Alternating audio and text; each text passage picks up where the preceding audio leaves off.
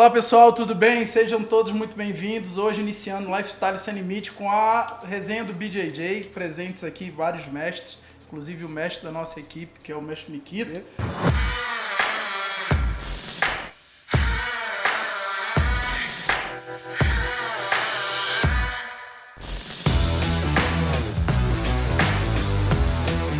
E a gente queria que vocês se apresentassem um pouco para as pessoas que estão tendo a oportunidade de nos assistir, de ver esse vídeo, que vai ficar para toda a história, né, do BJJ aqui e do Lifestyle Sem Limites. O Lifestyle Sem Limites é um projeto ao qual prioriza qualidade de vida, então o Jiu-Jitsu é uma parte da qualidade de vida que nós buscamos.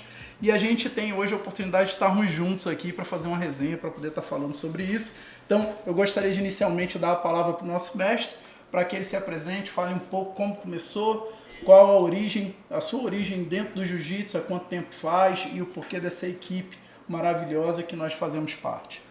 Boa tarde, Rafael, boa tarde a todos. Sou o André Mikito, eu sou faixa preta de judô jiu-jitsu, eu tenho 20 anos de faixa preta e 20 anos de faixa preta de jiu-jitsu e 22 de judô.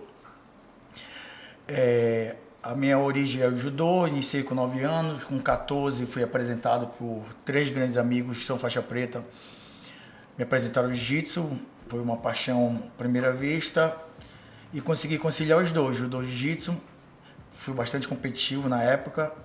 Saí de Belém, no meu retorno eu já peguei a equipe quase montada, que era o nosso mestre Alexei, ele estava na transição de ir embora para os Estados Unidos. E eu assumi o lugar dele e eu acho que quem saiu ganhando nessa transição fui eu, porque eu peguei uma equipe montada e daí eu tirei grandes amigos e grandes atletas que estão comigo até hoje. Uma das coisas que me chamou muita atenção quando eu comecei na equipe há 5 anos atrás era a quantidade de faixa preta. Porque eu tive a oportunidade de ver treino em algumas academias e normalmente era 1 ou 2 faixa preta, entendeu? E eu lembro como se fosse hoje, no meu primeiro treino, acho que tinham 10 faixa preta. E aquilo ali, eu falei, meu Deus do céu, será que todo treino vai ser assim? Mas isso é muito bom, né? Eu acho que também é o nosso diferencial. Apesar que a gente não é uma equipe 100% competitiva, a gente participa de poucos campeonatos, só que também eu acho que a gente é uma da equipe que mais contém faixa preta e os faixa preta mais antigos também. Então, acho que o nosso diferencial muito em relação a quem vai iniciar é esse, porque tem um cuidado do treino diário, eu estou ali presente, mas eu acho que a convivência maior de quem vai iniciar são com nossos faixa preta, que estão ali dia a dia, treinando. Então, eu acho que a evolução do nosso iniciante, nosso faixa branca, você pode ser testemunha disso, né?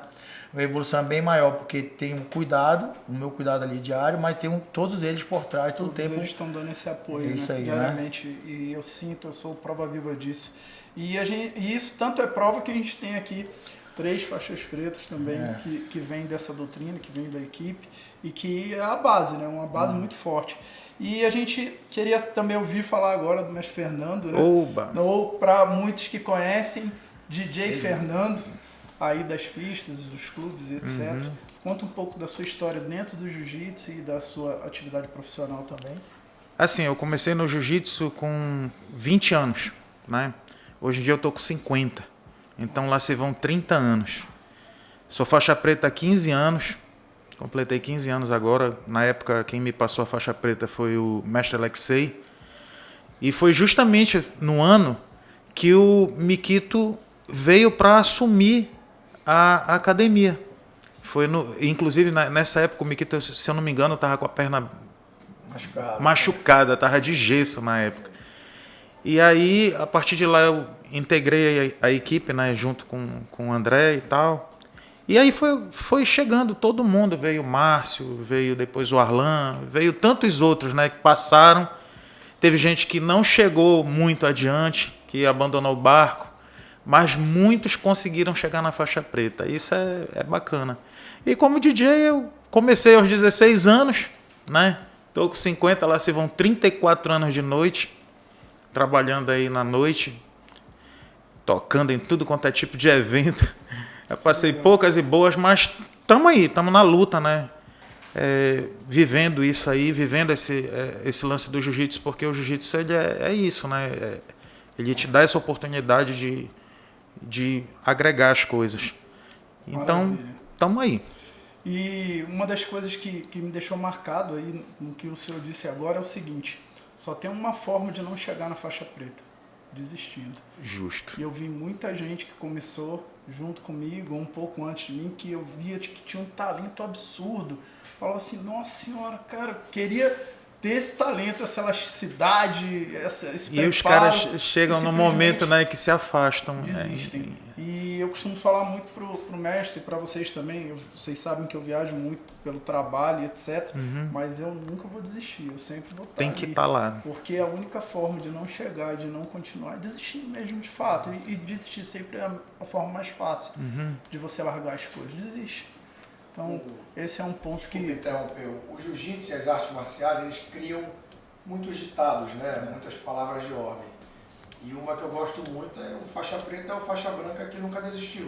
Pô, Justo. Traduz na Verdade. íntegra isso. E aproveitando que é o nosso faixa preta dito mais bonito. Ele se auto-intitula, né? Tu não está aqui agora. Né? A gente colocou os dois mais bonitos um do lado do outro para poder A realmente... verdade é que essa votação para escolher o mais bonito foi feito num dia que ninguém foi comunicado e só teve voto no máximo. Só teve voto. Então ele se elegeu, entendeu? Mas tá tudo bem. Mas segundo ele próprio, então damos aí a voz ao nosso faixa preta, Mestre Márcio Braga, um dos mais bonitos BJJ paraense, e olha lá, né, do Brasil. Mestre, há quanto tempo o senhor vem desenvolvendo essa atividade, né, dentro do BJJ e sua atividade comercial? Como é que o senhor consegue conciliar essas duas coisas para ter um estilo de vida que a gente prioriza? Olha, muito obrigado pelo convite, boa tarde, Tagino, boa tarde, nossos irmãos de pano aqui presentes, é um prazer estar aqui com vocês. Muito obrigado. Obrigado. O jiu-jitsu faz parte da minha vida, assim como faz parte da vida de todos nós. Se tem uma atividade... Eu cheguei a postar há pouco tempo atrás, até quando tive a honra de receber o 3º grau do mestre André Mikito, e eu postei a seguinte frase: se quer mudar a vida de um jovem, dê a ele um kimono. Ele vai aprender disciplina, honra, hierarquia, e no caminho vai aprender muito e fazer muitas amizades.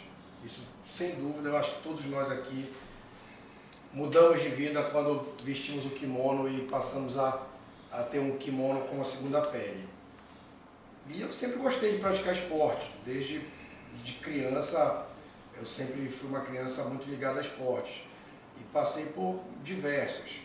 Futebol, acho que toda criança brasileira acaba sendo muito ligada a futebol. Pratiquei muitos anos futebol e futsal, como brincadeira mesmo, em alguns campeonatos amadores recreativos. Judô, quando criança, eu venho de uma família que meu pai treinou judô a vida inteira, então ele desde criancinha me colocou para treinar também.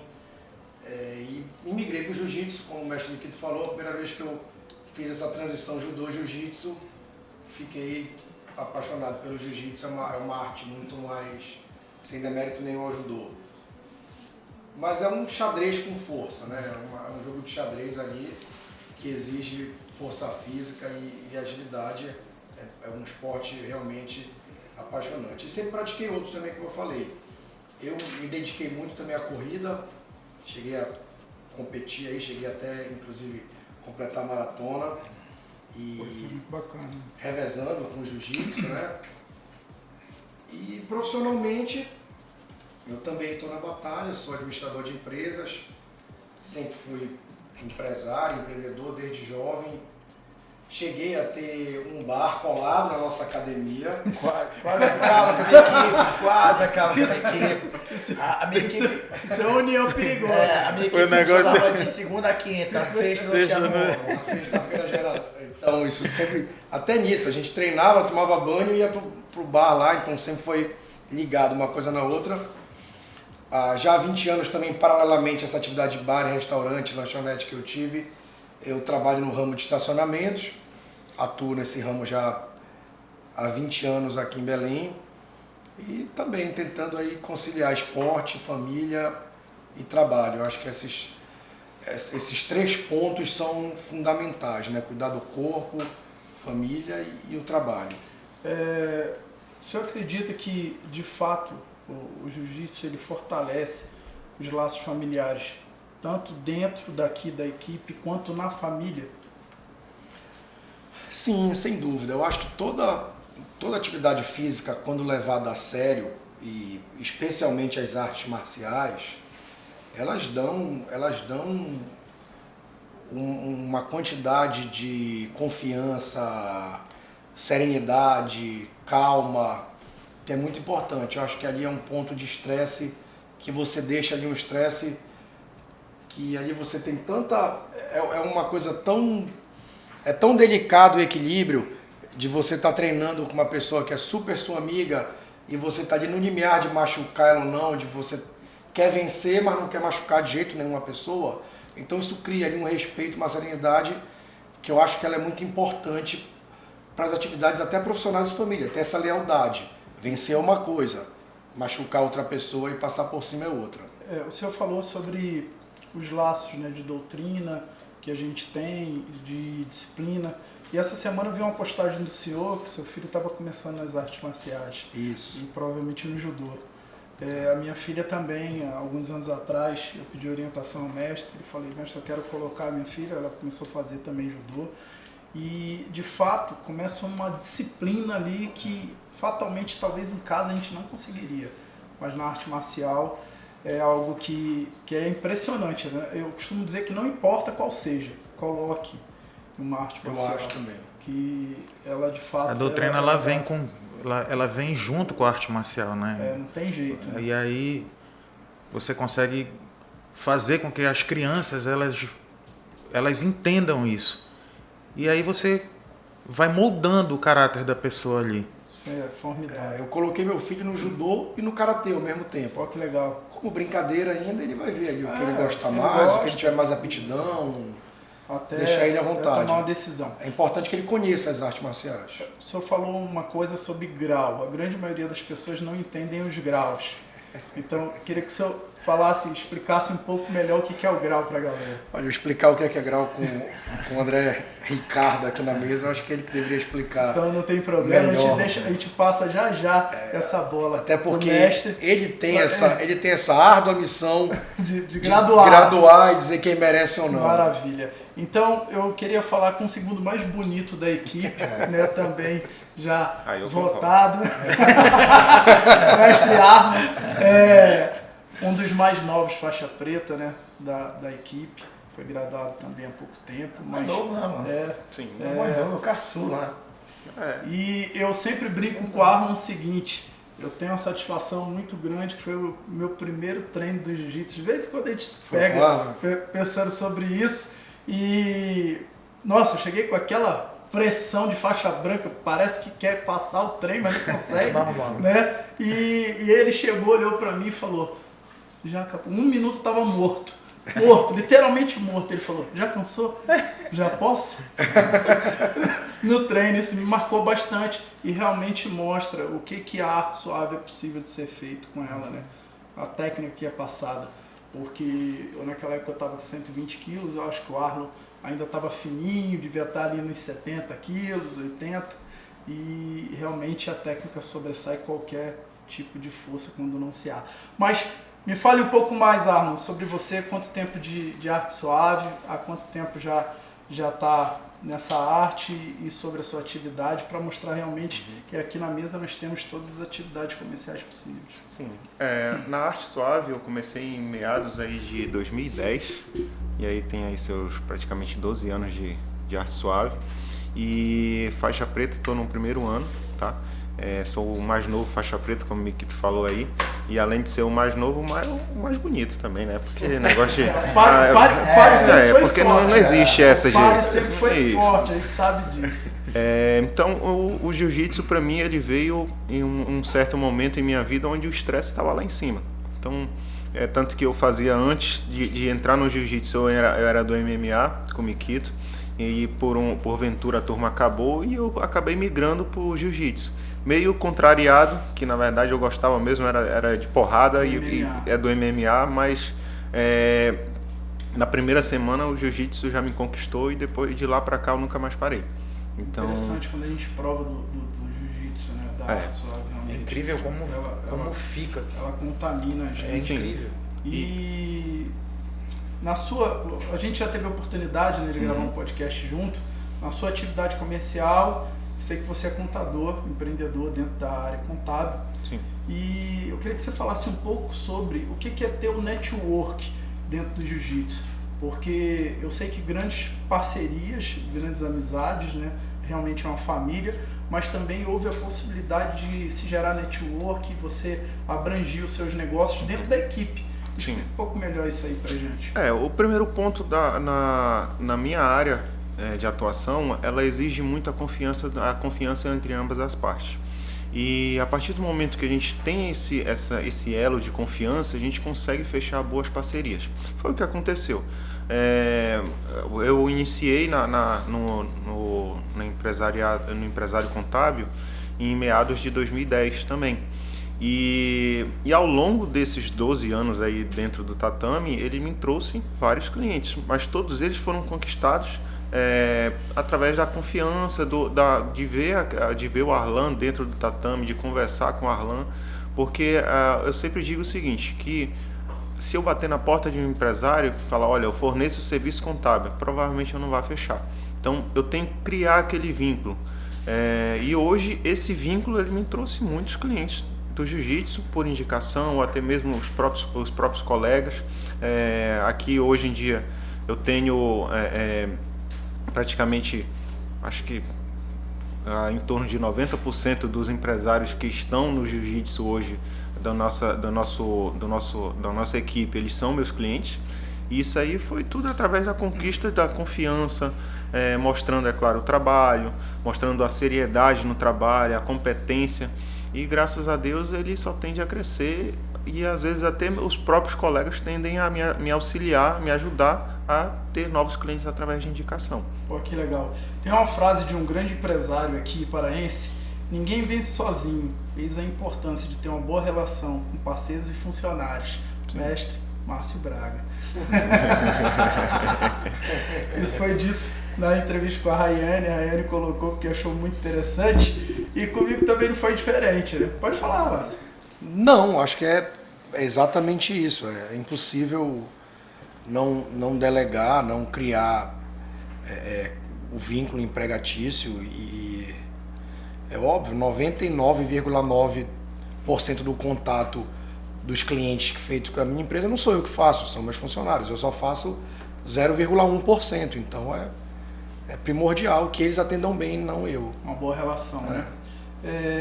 Comigo também não foi diferente, né? 5 anos atrás me encontrava numa situação de saúde não muito favorável, muito acima do peso, 120 quilos, as taxas alteradas. Eu lembro que quando eu fui ter aula experimental com o mestre, eu falei, pô, mestre, eu tô às vésperas de completar 39 anos, eu não queria chegar aos 40 tão ruim quanto eu estou. E será que eu não estou velho demais para começar?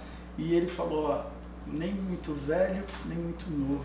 Você está no ponto. O ponto é aquele ponto que você quer começar, que você se sente seguro para poder começar na arte. E aquilo para mim foi interessantíssimo, que no decorrer dos 5 anos eu vi os novos começarem, os mais velhos do que eu começarem, e não tem problema, porque a equipe ela é tão azeitada, tão ajustada, que a gente toma todo o cuidado, o zelo para quem tem algum problema de saúde. Sempre que entra algum aluno novo, ele é recebido por uma praticamente uma junta, né? de faixas pretas. É como o André fala, né? Que nós somos muitos. Então isso ajuda muito na recepção do aluno, porque às vezes nem sempre o André está presente na aula. Às vezes ele está viajando, está disputando algum campeonato, e recentemente ele estava viajando, e aproveitar a oportunidade para dizer, né, que ele foi mais uma vez o nosso campeão lá fora. E aí nessas dele estar lá fora disputando os campeonatos, os outros recebem os alunos que estão chegando, né? E é isso que é bacana de você ter uma equipe boa, com várias faixas pretas, né? Com pessoas que sabem recepcionar as pessoas que estão querendo começar. E aí, daí para frente... Então a gente, aproveitando agora essa deixa, eu já fui testemunha de diversos campeonatos ao qual o mestre esteve lá presente. E eu me recordo quando eu estava buscando academia, eu fui logo comprar um kimono para poder ir para academia. E lá onde eu estava comprando o kimono, o cara falou, tá, você mora mais ou menos aonde? Ele falou, cara, tu tá do lado da academia que tem um cara que puxa mais título aqui. Vai lá e busca o mestre Mikito, é assim, assim, assado. Aí eu já cheguei, pô, mestre, eu queria fazer, e se puder eu também quero competir. Eu sempre gostei disso quando adolescente, eu acho que vai ser legal. E agora, mês passado, acho que foi esse mês ainda, foi. Né? Foi. A gente teve a oportunidade, eu estava de férias com a família no Rio, eu sabia que o mestre ia lutar, e tive a oportunidade de estar lá e ver. Você foi assistir a luta? Eu tava filmando, narrando, e puta! E eu já vi isso tantas vezes, o mestre lutando, que por ser também faixa preta de judô, a parte de cima, a parte de queda é muito forte. Com certeza. E é impressionante como os adversários que estão ali no clinch, né, estão ali do lado, eles alertam. Cara, não se afasta, não se afasta, não se afasta. Já porque sabe, né? Vai ele vai te jogar no chão. E pra gente é uma honra poder ter o mestre Mikito passando isso pra gente. Eu queria que o senhor falasse então, mestre, sobre o campeonato e sobre a questão da graduação que ficou agora, para que o senhor esclarecesse para nós e para as pessoas que estão tendo a oportunidade de ver. Tá ok. Vou iniciar falando na minha parte competitiva, voltando um pouco à história da equipe. Eu sempre tive esse cuidado e sempre botei isso como exemplar na sala e em outro lugar que eu passei, que a gente soma uma equipe. Eu falo, até brinco, porque um bando, cada um por si, a equipe, todo mundo junto. Até essa parte empresarial, essa parte de negócio, eu acho legal. Às vezes o treino acaba e eles ficam mais meia hora, 40 minutos ali, conversando, conversas paralelas, depende do grupinho ali, já fechando negócio, já indicando a gente tem a parte médica lá, tem nossos médicos já ajudando. Então, para mim é muito legal isso, eu ver essa interação aí, porque aí fortalece mais esse conceito de equipe para mim, porque é um elo tanto dentro quanto fora. Então isso aí é muito legal para mim. E eu tenho esse lado competitivo há muitos anos, e eu acredito que depois que a gente montou a equipe, eu diminui a quantidade de treino forte, diminui a quantidade de campeonato, mas eu acredito que eu fiquei melhor ainda. O pessoal até pergunta, pô, tu treina pouco? Eu tenho o meu lado boêmio, todo mundo sabe, né? Eu gosto da noite, eu gosto do meu final de semana. Eu acho que o meu problema todo foi que eu comecei muito cedo. Eu comecei muito, minha primeira... comecei com 9 anos, de lá pra cá eu sempre competi, jiu-jitsu também. Migrei pro MMA com 17 anos, menor de idade. Novo, né? Muito novo. Já fazendo luta profissional. E eu tive um boom muito novo, e quando chega um período eu cansei mesmo, aquela história assim, não, peraí, eu não vivi o que era todo um adolescente viveu, eu não tomei aquele porre do adolescente, não tive, e eu parei antes da hora, e com isso diminui a quantidade de treino forte, diminui a quantidade de competições fortes, e voltei a competir há algum tempo atrás, assim, com mais frequência, e os resultados estão indo naturais de... que eu falo assim, que pra mim, a minha equipe é a melhor pra mim. Com certeza. Esses caras aqui, pra mim, são os melhores. E quando eu treino com eles, eu sempre criei tipo assim, daqui a 2 semanas eu vou lutar, novamente. Eu faço um cronograma mental de treino. Eu vou visualizar os 3 aqui, olha, eu tenho que treinar hoje com o Fernando, com o Márcio, com o Alan, bem. Eu fechei meu cronograma diário, escolhi 3 treinos extremamente fortes, estilos diferentes. Eu fechei esses 3 treinos diários, pra mim tá excelente. Depois eu escolho mais 2 no outro dia e eu vou confiante, independente de quem esteja do outro lado, não desmerecendo. Na minha cabeça eu fico ali no aquecimento, eu penso, eu treinei bem com o Márcio, eu treinei bem com o Fernando, treinei bem com o Alan, eu defendi a passagem de guarda do Tagino. Então esse cara não é melhor que eles. É isso que eu visualizo, eu mentalizo. E com isso eu vou tão desprendido que os resultados estão saindo bem, estão saindo extremamente favoráveis. Em relação à competição do Rio, tem uma coisa até engraçada que eu sou desprendido em relação a acompanhar os campeões, esses eventos. Eu não assisto nada, a verdade é que não assisto UFC, não assisto campeonato de jiu-jitsu, não acompanho o ranking, nada. E no domingo, no Internacional Master lá, eu estava para minha 3ª luta, estava muito cansado mesmo. Eu estava com o nosso amigo Walter Pinto, vulgo Broca, né? O Brocão tava lá. Ele tava com o meu técnico lá, ele tinha feito a segunda luta e toda hora, poxa, tá bem, descansa, bebe água e tava mais nervoso que eu. Né? Ele tava mais nervoso que eu. Depois, tô tranquilo, depois me chamaram, eu e meu adversário, tava praticamente um do lado do outro. Eu particularmente nunca tinha visto esse cara na minha vida. Entrei lá e lutei e ganhei. Fez a sua luta que o senhor faz todo dia nos treinos. Ganhei, quando eu voltei, o Broca virou pra ele, Max, você tá muito...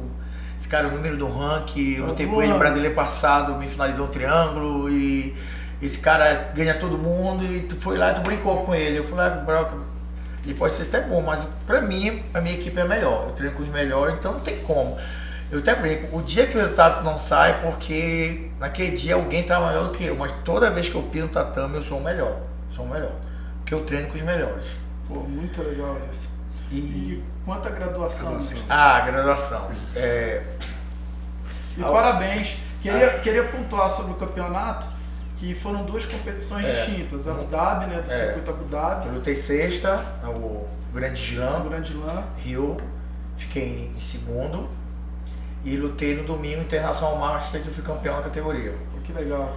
Parabéns. Obrigado. Em relação à graduação, desde a graduação normal, preta, eu até brinco que a gente eu acho que a gente é se não for a única, uma das poucas equipes ainda que tem um método adicional ainda de merecimento.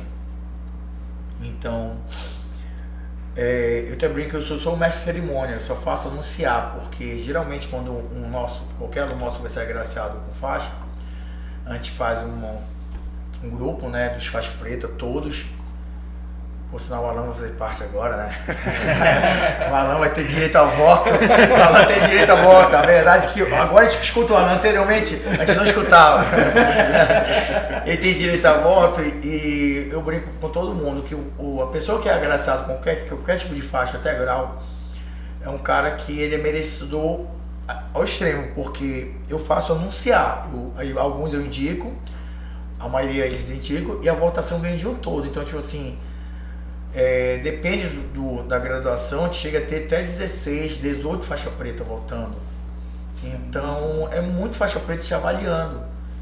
Então você pega a faixa preta ou qualquer outra faixa ou grau de vários, eu só faço comunicar. Então a gente adota esse método ainda de merecimento em relação a todas as faixas. Em relação a grau, os 3 primeiros graus são 3 anos. Só que é isso que o pessoal se confunde muito. Peguei preta, parei 4 anos, voltei, não. São 3 graus, são 3 anos corrido, treinado. Não é com frequência, mas tem que estar presente, praticando. E a cada 3 anos você é merecedor a um grau até o terceiro. Do 4º ao 5º são 4 anos. E do 5º ao 6º são 5 anos. E, salvo engano, do 6º ao 7º são 7 anos. Depois disso aí, eu acho que você não chega a vermelho. O 7º já muda a cor da faixa. O 7º grau já é a coral. A coral. Me fugiu agora o tempo da coral, porque você tem o 7º e o 8º, o 10º é a vermelho. Até alguns anos atrás, ninguém usava vermelho se não fosse a família Gracie, mas isso já mudou já. Certo. Eles achavam que só eles já eram merecedores do vermelho, que eu acredito que não é extremamente errado, mas apesar que eles foram precursores do nosso jiu-jitsu brasileiro, né? Tem todo o mérito deles, tem todo o reconhecimento, mas eu acho que tem pessoas também que ajudaram a desenvolver, pessoas de mestre, grandes mestres, até o mestre Oswaldo Alves, que faleceu agora recentemente, é um cara que tem que ser lembrado, né? Sempre, porque além de ajudar muito a desenvolver, ele tem inúmeros faixa preta. Essa minha viagem no Rio, eu fui no CT dele e estão fazendo uma classificação novamente dos polos dele. Até onde? Porque assumiu o Sidney, eu acho, que é o rapaz que assumiu agora. Ele com o senador Arthur Virgílio, olha como é que foi. O Arthur, senador que está... Senador é faixa preta também. É faixa preta, ele que está à frente agora, reclassificando todos os polos do jovem. Até onde eu estava lá e faltava muita coisa, muita ficha, que ele era da época de fichário ainda, tinha muito documento perdido lá. Ele já tinha no mundo todo 126 academias registradas, Oswaldo. 126. E André, deixa eu te perguntar um negócio aqui. Com relação à parte olímpica do jiu-jitsu, no caso, o jiu-jitsu, ele vai ter essa chance de se tornar olímpico algum dia? Eu acredito Tu sabes, tu sabes que de alguma notícia nesse não, sentido? eu acredito que se for, vai demorar muito. Não é? Eu acho que é um sonho muito longo, muito distante, porque para entrar qualquer esporte na Olimpíada, o exemplo foi o Karatê. O Karatê é um esporte que tem mais destaque do jiu-jitsu há muito mais anos. E demorou a entrar na Olimpíada, porque existe um conflito entre eles em relação a confederações. São várias confederações que regem um esporte só. Então são várias regras, vários estilos num esporte só. Entendi. É o que acontece no jiu-jitsu hoje. O nosso jiu-jitsu tem várias confederações, se não me engano são 4 confederações e tem 2 internacionais, já tem isso ainda. Então isso, eles não entram num bom senso, acordo, né? como entrou o Karatê. Eu acredito que não vai entrar tão cedo, porque já entraram, Tem que primeiro alinhar isso aí. Tem que alinhar nesse sentido para depois brigar com uma vaga, mas eu acho que vai demorar bastante. Poxa, seria legal, né? Se os brasileiros tivessem uma competição. O jiu-jitsu hoje, apesar de muito desenvolvido, o senso comum que a gente tem é que ele não está presente em tantos países quanto essas outras artes marciais, né? De ter academia em, sei lá, mais de 100 países. Acho que o jiu-jitsu é concentrado, algumas 3 ou 4 países concentram em todos os campeões mundiais, praticamente. Entendi. Vocês acreditam que essa visão dos Emirados Árabes de lançar o Grande Slam é justamente para fragmentar isso, para levar isso, porque eles levaram muitos profissionais aqui do Brasil para lá e agora estão trazendo os atletas. Lá no Rio tinha muito atleta. Tinha muito atleta. Então é impressionante o cara sair de lá para vir treinar com os melhores, né? Porque o Brasil é um polo muito forte do jiu-jitsu e tá ali. Eles têm uma visão muito ampla de querer colocar lá como referência de tudo.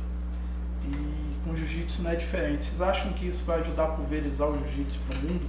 Porque a gente tem hoje o Grande Slam e ele está fazendo agora o Grande Slam etapa estaduais.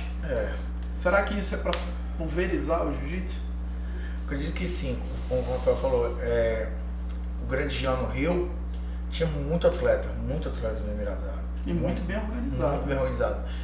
E está tendo no Brasil todo essas etapas, além de estaduais, eles estão fazendo etapas, tanto que é porque esses Grandes Slam, eles têm um ranking de pontuação e depende do estado, tipo aqui, vai ter agora, daqui a 3 semanas, a segunda maior pontuação. A maior pontuação é o Grande Slam, que vale 1000 pontos, e algumas etapas que valem 800. E Belém está valendo 800 pontos. Eu acho que até por causa da localização, a dificuldade mesmo. E a segunda é 600 pontos. Então, os atletas, são etapas que atletas mundial correm participando em relação a esse ranking, que eu não sabia também me descobrir agora, que eu também estou tentando entrar nesse ranking, que você participa e não tem divisão de atleta de idade, peso nem faixa, tem pontuação. O evento no Emirados Árabes do dia 13 é o dia 20 lá. Agora de setembro? Não, de novembro. 13 e 20 de novembro. E no dia 20 a premiação do circuito. Cada país tem um circuito, né? É tudo premiado no dia 20 lá. Cada vencedor do ranking leva $36 mil. Olha só, uma Então, boa por isso que- premiação, né? É por isso que os caras rodam, tipo assim, quem tem patrocínio, quem tem facilidade, os caras estão vindo de lá pra cá, porque querendo é mais incentivo, mais fácil, e soma no ponto do ranking deles, independente de eles estão no ponto, vamos dizer, no ranking dos Estados Unidos, eles lutaram aqui, vai a pontuação pro ranking deles do mesmo jeito, entendeu? Então eles correm atrás dessa pontuação aí de $36 mil, que é um incentivo que Dá com pra certeza a pessoa dar uma virada de chave, montar Dá. academia, organizar as coisas. dá né? pra organizar bastante, né? Falando sobre isso, que basicamente é uma ajuda financeira, é uma dica, é uma das estratégias para negócio, porque não é só o reconhecimento financeiro pela atividade comercial até, que o atleta, ele dentro do Brasil, ele é muito mal reconhecido e incentivado, a gente sabe disso. Até a gente, para poder ir para uma competição, seja lá qual for, tem que fazer das tripas coração para conseguir viajar. E como negócio, como o senhor vê, já que a gente está falando realmente de network, de lifestyle, como o senhor vê as pessoas que estão vivendo de jiu-jitsu, vivendo de artes marciais hoje? Em relação a isso, como você falou, em relação ao esporte, né? Ele é muito mal remunerado. É muito mal remunerado. Tanto que é poucas pessoas que conseguem ainda viver somente do jiu-jitsu. Pouco. Geralmente a pessoa tira 2, 3 horas para continuar com a equipe e tem um trabalho paralelo. Porque e tem a escolha ainda, tem que fazer a escolha, dar aula ou competir. Porque infelizmente é muito difícil fazer os dois. Se você for virar competidor, você tem que arrumar um patrocínio para manter esse custo de alimentação, treino, viagens, que hoje em dia é muito no Brasil todo. O esporte amador nesse sentido de retorno financeiro de patrocínio é muito pequeno, é pouco explorado. E tem até a relação, nosso amigo Alan, pode até entrar nessa detalhe, que tem bastante incentivo fiscal para isso, né, Alan? Retorno para os empresários, só que a maioria não quer ter esse trabalho de converter, a maioria não quer ter esse trabalho de procurar o incentivo. Aqui em Belém a gente tem uma lei municipal, que eu acho que é Guilherme Paraense Tó Teixeira, eu acho, algo assim, que você converte o ISS e o IPTU. Sim. Você converte em prol a um atleta que você for patrocinar. Patrocínio abaixo desses impostos. Só que isso não é divulgado, isso não é explorado. Isso até mesmo quando o atleta consegue, e como o Alan falou, se não tiver se a gente se conhecer, é difícil eu chegar no Márcio com uma carta dessa aprovada se eu não for amigo do Márcio. O Márcio é um empresário, eu chego aqui na recepção do escritório dele, a secretária recebe, dá o recebido, guarda ali, vai para uma gaveta e some.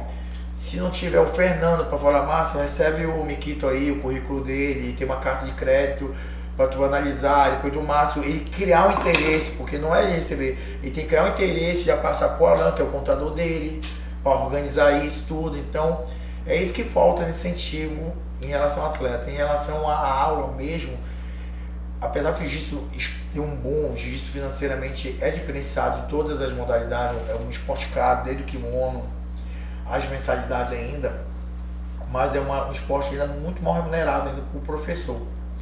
O cara viver 100% disso é muito complicado mesmo, muito difícil mesmo. O senhor, a gente está falando sobre dicas, já deu uma dica de negócio aí sobre incentivos fiscais, através do Arno ele pode estar depois falando sobre isso, sobre dicas empresariais também para empresários que queiram abater esses impostos, esses tributos, incentivando o esporte. Fica a dica para você empresário, eu mesmo vou ser uma pessoa que quero entender um pouco melhor como funciona, porque a gente paga o imposto, não tem jeito, esse imposto é pago. Se tem alguma forma da gente incentivar, debitar isso, deduzir isso, então é muito interessante, fica essa dica para você empresário. E hoje nós tivemos uma gravação aqui sobre campeões de beach tennis aqui do estado, e eram duas situações diferentes, porque eles estão no ranking internacional. Ela é o número 200, ele é o número 250 do mundo, campeões aqui do estado. Ela, para poder viajar, dá aula, e ele, para poder viajar, tem a estrutura, né? Uma escola de beach tennis. Então a gente vai muito de encontro a isso, porque mesmo sendo outra atividade esportiva, as dificuldades são as mesmas, não ter a grana para viajar, não ter a grana para pagar hospedagem. O esporte amador em si, né? O esporte amador é muito complicado, né? Apesar que a gente vê muito atleta se destacando, muitos atletas. A história do futebol de 1 milhão, consegue, entendeu? Consegue. E isso é no esporte todo mesmo. Amador, essa dificuldade sempre existiu. Melhorou bastante, hoje já melhorou bastante. E o jiu-jitsu, em relação, como você falou, se destaca também em relação a isso. A gente leva uma certa vantagem, porque no meu caso, por exemplo, eu dou aula para vários amigos pessoais, e esses amigos ajudo da melhor maneira possível, incentivo, a gente faz várias coletas, faz rifa. Então é diferenciado, é diferenciado. Depois você já pega um esporte mais, vamos dizer, mais simples. Não tem um futebol, pega uma escolinha de futebol que a base é mais de pessoas carentes, pessoas humildes, que é mais difícil mandar um atleta para fora, porque até os pais, em relação financeira, são mais carentes do que... É bem mais difícil. É, bem mais difícil. E até pela quantidade de profissionais também, ou amadores, atletas, bom, o volume é muito grande para conseguir sobressair. Então, as considerações finais, a gente está aqui a reta final da resenha, né? A resenha do BJJ aqui no Lifestyle Sem Limite.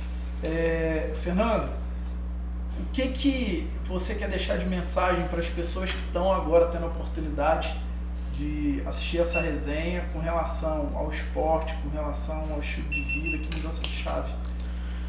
Pratiquem esporte, sejam amigos, se unam, que a coisa anda. Pô, que legal, show de bola. Braga! Olha, mais uma vez, muito obrigado aí pelo convite. Eu acho que existem muitas formas de incentivar o esporte, e essa aqui que você está fazendo é uma delas, é uma forma muito criativa de incentivar o esporte. Pessoas que talvez não tiveram um contato tão próximo com jiu-jitsu ou com outra arte marcial vão nos assistir, vão nos ouvir, vão conseguir entender. Né? Caramba, não é só vestir um kimono e ir lá apanhar na academia ou ir lá bater em alguém na academia. É diferente, é um esporte intelectual, é um esporte que desenvolve uma memória. O Mikito aí, com certeza, ele tem, pelo nome, pelo menos umas 200 posições. Então, não é do dia para noite que você memoriza 200 posições, como executar 200 posições. Então, não é um esporte de força ou de pancadaria, não. Pelo contrário. E saber quando é para usar cada uma daquelas 200. Não adianta usar na hora errada que não vai dar certo. Não vai ser eficiente. Eu acho que a mensagem é essa. Acho que a mensagem, o nosso amigo DJ Fernando resumiu muito bem. Eu acho que pratiquem esporte, incentivem os filhos de vocês a praticar o esporte. Muito legal. No mínimo, aquelas horas que eles vão estar praticando esporte, é a melhor coisa que eles poderiam fazer, a não ser estar outra atividade aí na rua ou assistindo uma televisão, assistindo essas telas de celular, de devices aí que não levam a nada. E o esporte não, o esporte vai mudar e vai dar uma grande base aí na vida deles. Ótimo, ótimo. Arlon, senhor que também é o mais novo pai aí, além de ser empreendedor, empresário, qual a dica que você deixa para quem está tendo a oportunidade de estar nos assistindo? Olha, o esporte, ele é um estilo de vida, né? O esporte é um estilo de vida que ele deve ser seguido por todo adulto ou criança, para que justamente você tenha uma qualidade de vida melhor. E eu sempre digo que no jiu-jitsu ele é um estilo de vida também, só que um pouco mais aprimorado. Tá? É algo que traz um retorno para você, que ele te traz uma concentração boa, uma coordenação motora melhor ainda. E a intenção de ter o jiu-jitsu na nossa vida é para que a gente consiga cada dia mais evoluir. E isso aí é constante no jiu-jitsu. Ou numa posição que você não consegue fazer hoje, amanhã você já tenta, já consegue. Então, existe uma evolução, coisa que você não vai conseguir sem colocar sem praticar aquele esporte que é tão amado aqui por nossos colegas. Pô, que legal. Mestre Mikito, para encerrar, qual a dica que o senhor deixa, qual é a mensagem que o senhor deixa para quem está tendo a oportunidade de nos ouvir? O esporte em si, qualquer um é válido, né, para qualidade de vida, para tudo, mas eu vou priorizar o jiu-jitsu mesmo, né, que é... Puxar a sardinha. Puxar a sardinha.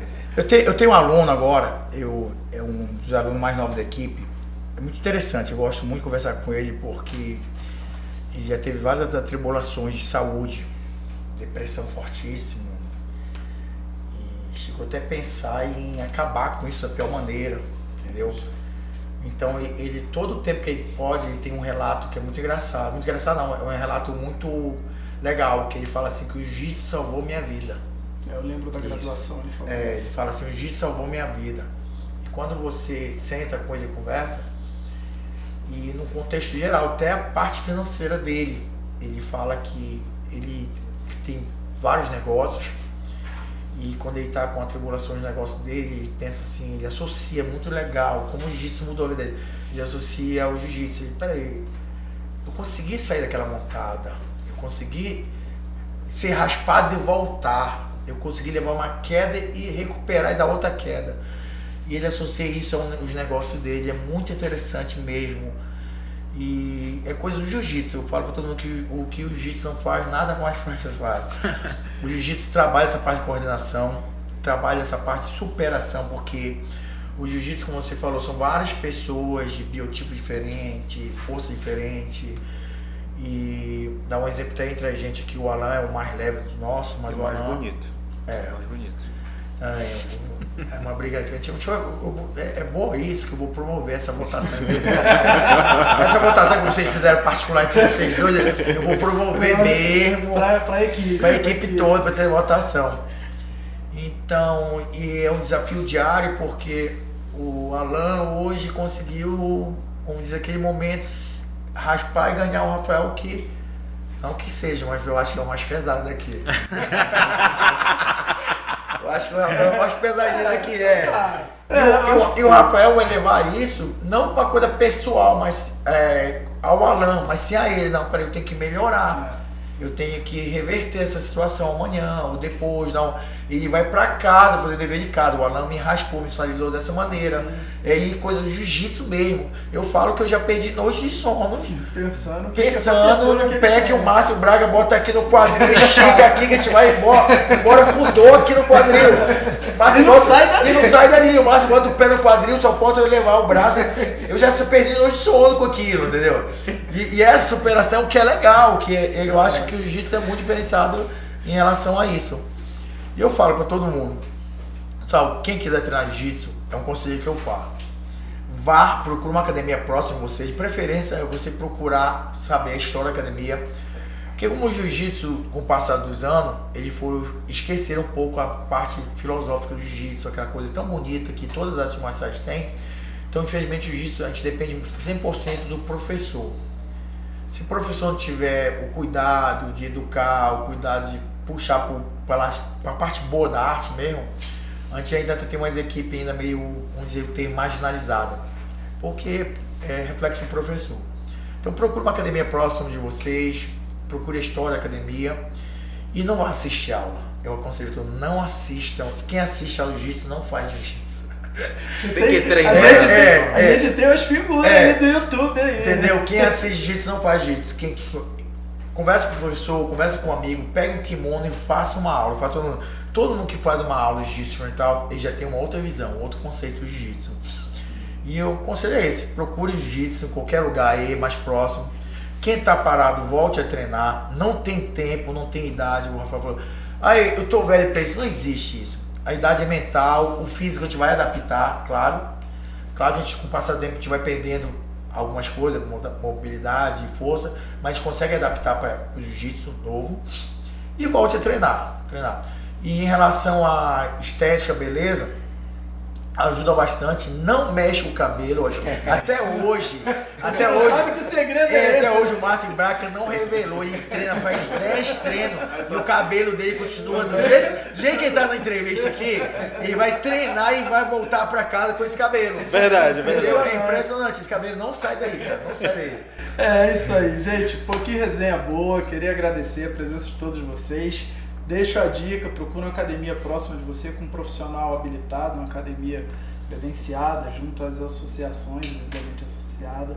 E agradecer, de fato, você que está tendo a oportunidade, ficou assistindo até o final, cola com a gente. Se tiver a oportunidade de vir compor conosco na nossa equipe, será uma honra recebê-lo para a primeira aula, que será a aula de apresentação ao jiu-jitsu. E eu gostaria de encerrar fazendo a nossa reverência, né, de início, que as pessoas perguntam muito o que significa, né, o osso. E para mim é sempre um prazer, uma satisfação poder reverenciar vocês que são os nossos mestres, nossa referência das artes marciais. Muito obrigado. Que agradeço. Encerramos aí. Osso!